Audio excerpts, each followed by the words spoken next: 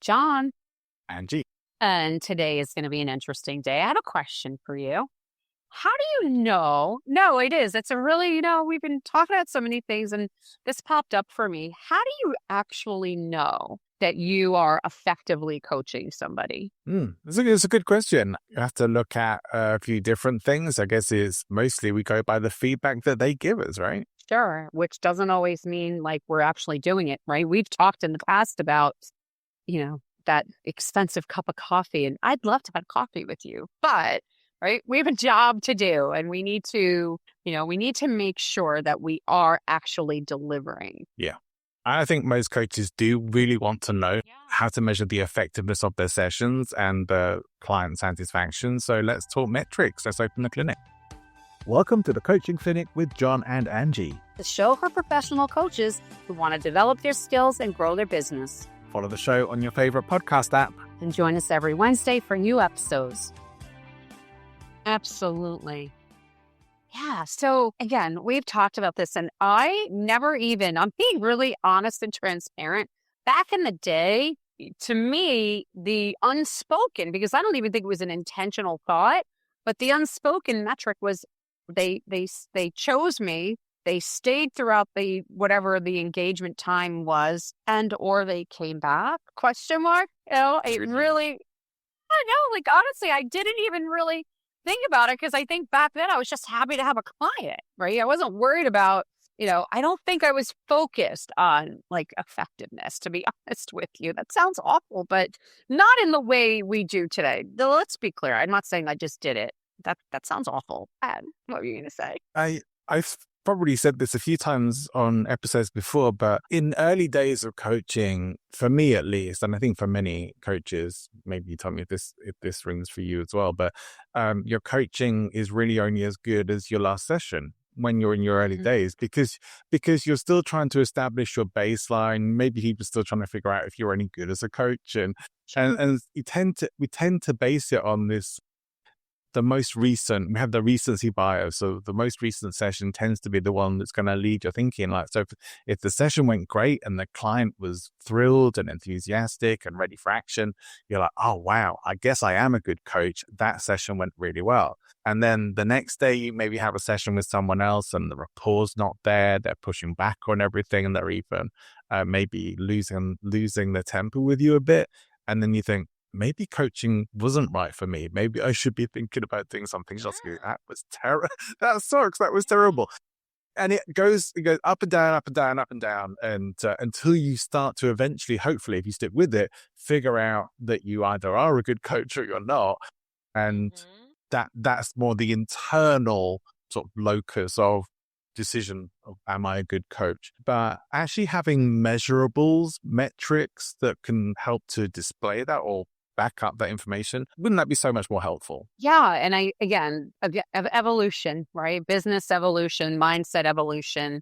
And honestly, I'm going to be so transparent here. I did not come up with the concept on my own. I didn't say, oh, I need a metric. I didn't do it. And I then worked for a company, right? A coaching company that was so valuable. I learned so much. I didn't just learn concept and context. I learned some really great business practices by just simply being involved. And one of them was the metrics. And when you think about coaching, right, here's, I think, the challenge. When you actually come to this realization that metrics they matter, you think of every company out there, they've got KPIs and, there's always some measurement of how we're doing. So I definitely think it applies. I think there's value. But how do you do it? How do you do it in a field that is so subjective? I mean, I guess you could say, well, I maybe will base that on how many re-enrollments I get, right? Like maybe that's your metric. Maybe that's what your focus is and that's it. But it's so subjective. Like, what works for one client, sorry, new tongue today, but really what works for one client or is valuable is going to vary. It's not black and white. And I think like therein lies the challenge is that, well, then how do you actually do that? So Before I go into like my next thought, tell me your thought on that. I'll tell you what's coming up for me. And this is full transparency as well, because we've both worked for coaching companies. And I would say I have actively campaigned to have metrics brought in to be able to evaluate, are we actually doing a good job? Because how are you supposed to develop? How are you supposed to develop and progress as a coach if you don't know, if you're not getting the feedback that's really telling you that? And I think renewals is okay, it's a very useful and very strong metric, but it's not the only one, and it only gives you a very limited amount of information. So, I'm very big on that. I want to keep developing, want to keep growing and improving at what I do. And I think we all sort of, because we work on our own most of the time, we all have those doubts as to, are people much better coaches than me and I just don't know it? Like one of the companies that I have worked for and still do some work for, although not so much, not one-on-one anymore, but there are people who I worked with there who left that several years ago who still have some of the clients from that. And like, I don't have anyone from that, even though I had clients with me there for years, who worked with me when I was there. No one's still with me now. And yet several of my colleagues from that, they still have clients from that time. And I think, all right, are they better coaches than me? Like, I don't think so, but they coach differently to me. It was a different style of coaching. And I guess the fit for the clients that they have is great, but I don't know the true nature of the coaching relationships. I have no real metric there other than that client is still with them. Are they growing? Are they transforming? Are they getting full value from the sessions? I don't know that. All I know is they're still the client. But that voice in the back of my head says, yeah, but they've still got their clients. Where did all yours go? No? And no, listen, that comparison, that can definitely weigh on you, because you do get into your head and say, well, what's different there? Is it? But you have to come back to home camp, right, with yourself and say, okay, if I'm a coach, and so my point is that if you look, there are like apps out there that try to tell you like, this is what you should use when you want to get a metric for your, I don't like any of them. I'm not going to name the names. I've done some research and I'm like, no, this to me, these things murky up the waters so badly. Like they're just churning I'm not interested. And I'm sorry if you are one of those companies and you're listening, do better. Show me more. Do something different. That's all I could say. So what the realization that I came to is, number one, it is very subjective, obviously, and it's reliant on the person. It really is. I mean, you could challenge yourself to do and be better, but in order for you to do that, you have to challenge. I think it's part of the coaching process in my mind. I need to challenge people beyond they like me. Angie's, we poke fun at me on this show a lot that I'm direct and I'm the tough coach, but most of like 90s, I don't even know. I don't think I've met a client that doesn't love me. I'm joking, but they don't not like me. Let me say it that way. I can't decide to what degree they feel anything for me, but they don't run away with their hair on fire. So that's a measurement for me. Haha. But so the point I'm making is that I don't believe there's a universal way to do it. And I think that you as a coach, we as coaches, we need to challenge the obvious. So what do I mean by that? So one of the metrics that I learned from one of the companies that I worked for was that at the end of every session, the client was given a rating, a 0 to 10 rating of the session. And there was a company standard of 7 or better, which sounds low, but I'm going to say that over time, like a 7 or better to me is a great number, although I strive for the 9s, right? Sure. You can ask probing questions, and I think I talked about this when I did one of our solo episodes, where it was, are you probing?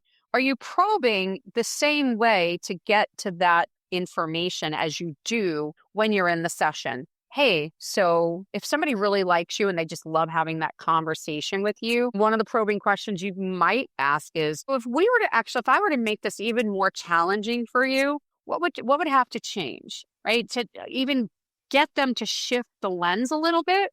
And that's just one example. And at the end of the day, you can ask I think the questions we try to stay away from. So if you listen to how I just, how I posed that question, if I could make this even more challenging for you, I'm being a bit assumptive that I'm already telling them that I'm challenging them. So maybe I ask the hard questions, the ones that, look at your face. Like, do you know what I mean? Like, I don't know, more direct. Like, what would you like to see improve in our coaching? We don't do that.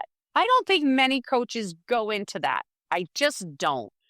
Some do, and maybe at times if they see a problem or the person isn't becoming vulnerable, but we generally don't run into the fire. Yeah, I think there may be several reasons for that, but I agree with what you're saying. And I do think it's much easier to give feedback when the coach is a part of a larger organization than it is when it's just you working directly with the person, because that is a purely one-on-one relationship at that point, right? So if it's through an organization, your feedback, it's not just going to that person. It's going to, like, more people are going to see it. More people are going to be evaluating. Has perhaps in some ways has more weight because it's like Yeah. affecting your future as well. But they probably also feel a little bit more obliged to answer, especially if you are, in the situation like for you working with a company. People are asked to give ratings on that. They probably feel more obliged to do it because they feel like it's part of the process. People who are maybe privately paying for their coaching, perhaps less so. But I think even then, Yeah. still, if it's through a larger organization, people generally want to feed stuff back and say, hey, this is going great. But one thing I love about American clients particularly is they're very effusive and will often be very keen to give positive feedback. Whereas I find like Brits and a lot of other countries, no offense to anybody, but Brits and a lot of other countries are very keen to find fault rather than to find all the positives. And so you get those sometimes different focuses with the feedback. But I think it's all about the framing. I think you can get the answers you want if you frame it in a way that is non-confrontational, that shows that it's beneficial to you and to them, and isn't asking them to say anything that would be potentially misconstrued or offensive or taken the wrong way. You definitely need to keep that safe for them as well and know that they don't risk damaging the coaching relationship by giving you honest feedback. Yeah. Yeah. I don't want to put ammunition in anybody's hand, and I don't want to put a target on my chest. And I do believe that when I have approached a client and said, hey, I really would love to hear, like maybe if, after everything is over, and I have surveys that I do halfway, I do them at the end, and I do include what would have made this an even, and I forget, actually, I haven't looked at it in so long, what would have made this an even more impactful experience or something like that. Because, and I tell them at the end, the last session, I say, I'm practicing, I'm going to send the survey over. And I want you to be really honest, because I too, like yourself, I'm always in growth. I'm always moving forward. And I'm not asking you to character assassinate me, but I am asking you to be objective, to give me feedback that is relevant to what we did together. And so in terms of an actual metric, I did adopt one of the previously, with the other company, what they use, and it was a 0 to 10. And the reason why is because it at least creates a bridge of understanding between like a visual of their intentionality and what they're trying to say and my reception of that. So it's a great bridge, but also giving them the opportunity to further explain. If somebody says, oh, I gave you a 7, great. Great. Thank you for the feedback. What came to mind when you decided to, choose that rating, whatever that is. And it gives them a couple of prompts, just ideas like, was it and I think it's only 2 I do actually, like, was it that you felt that was there respectful probing, things like that people appreciate? What really is it? Put some type of definition to the number so that it's not just a number, but it gives them, because they sometimes wouldn't even know what to say.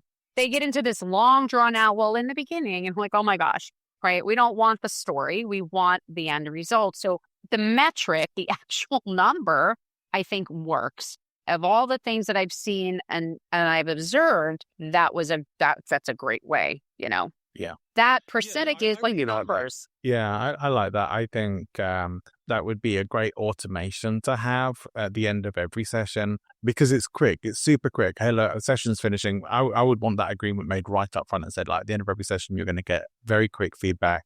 This is just to help me track how things are going and to keep continually making sure that you're getting what you need out of the coaching. And that's a great way to do it. And with the right framing, it's something useful that you can utilize. I did a whole article recently about feedback, probably a podcast episode on my other show as well, all about feedback and how some people actively try and avoid negative feedback, which is probably the feedback that they most need to get because it stings, it hurts.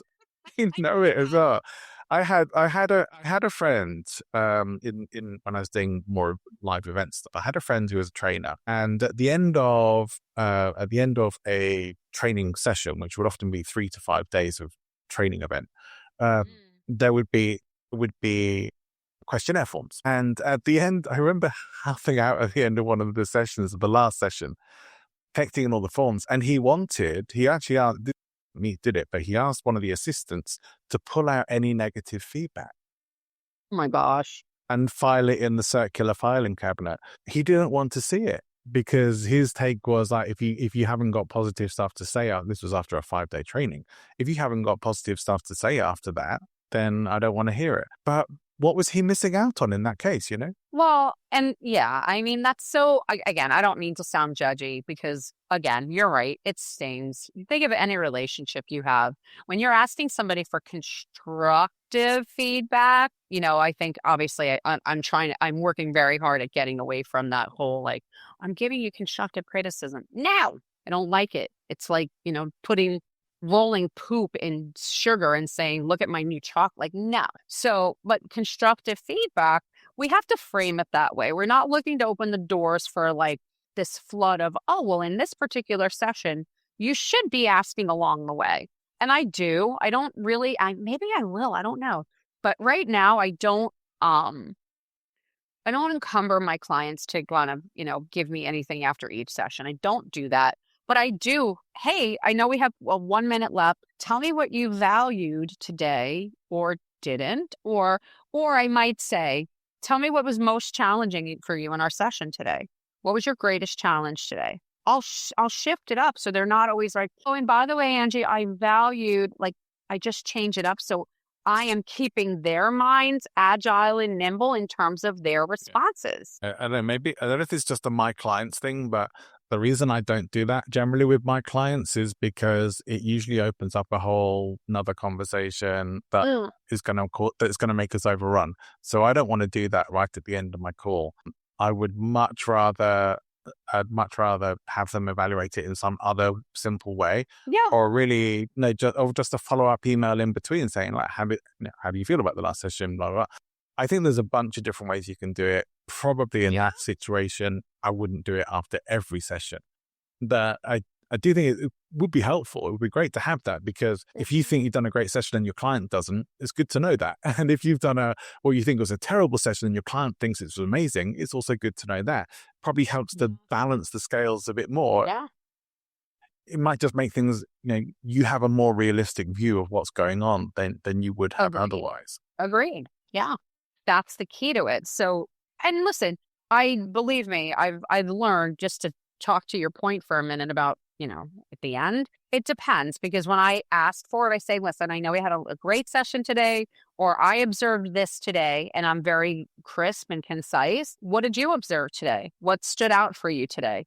Brief. I want to honor everybody's time. And I always preface that because I don't want it to then turn into 10 more minutes. Because it did, right? Obviously, to your point, the only reason we know to not do that or do it or be very specific about how we do it is because we know it could very easily cascade into more time, and that's not what we're looking to do either. But yeah, I just think that figuring out some type of system is beyond thinking like, well, I think it's been great. And I don't know, have you ever, and I think prior to thinking of metrics or the process, but you ever like get to the end of a round of coaching with somebody and you think it went really well, like, however you're gauging it, I think it went well. What the heck does that mean? But anyway, and then they go, I was really kind of expecting a little more, or this wasn't really what I thought it was going to be. We should disallow that to the best of our ability,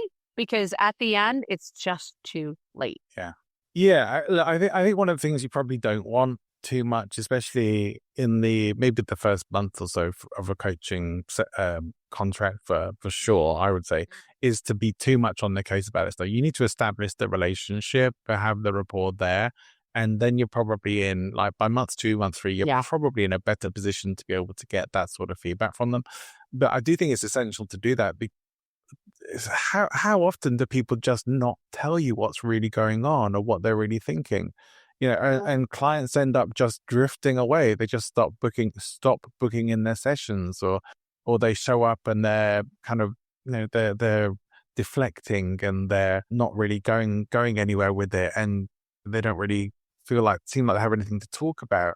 And that's not that it's not that they don't. It's just something has gone amiss, and if you haven't caught that, you end up having to become the firefighter and try and fix it in the moment, which is not ideal. If you can get that up front, you're going to be proactivity, treatment. Prevention is better than the cure, right? And that's really what we want to have if we can. Absolutely. And that's what we're setting up. Yeah. And I say this as well. Not knowing what's going on, ignorance is not bliss. It really isn't. Ignorance is losing clients. Ignorance is not improving in your coaching. Ignorance is not really growing professionally. Suicide. It is what it is. You're not going to have a business left. I know. Snored. Career business suicide. Absolutely. So it's think about how you might want to implement some kind of metric gathering system into your business. Maybe try a few things out. It might be hit and miss at first, but it's important to get these kinds of metrics and not just leave it to guesswork or hope for the best. I agree. Bing bong. That's a wrap. All right, let's wrap things up there. I think we can close the clinic for this week, but we'll be back again very soon. Do you have a question for the coaching clinic? Reach out on LinkedIn to connect with Angie and John. Leave us a voicemail or video message and we will feature you on the show. You can also leave up to 90-second voicemail for free on www.speakpipe.com/the Coaching Clinic podcast. We'd love to hear from you. See you next time. Bye for now.